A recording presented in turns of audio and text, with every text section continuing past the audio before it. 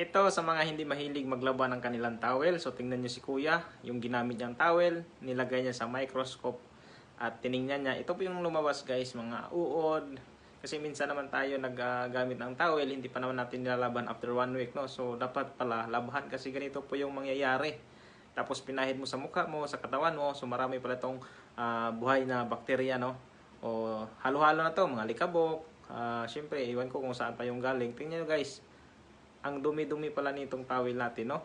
Kasi everyday pa naman tayo nagamit kasi naliligo. Tingnan naman guys, may uod. Hindi, may surot pa. Surot ba yan?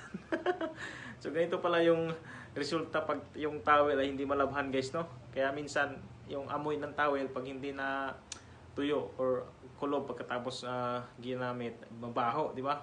So doon siguro yung papasok yung bakterya. Yung guys, tingnan niyo naman, no? Grabe.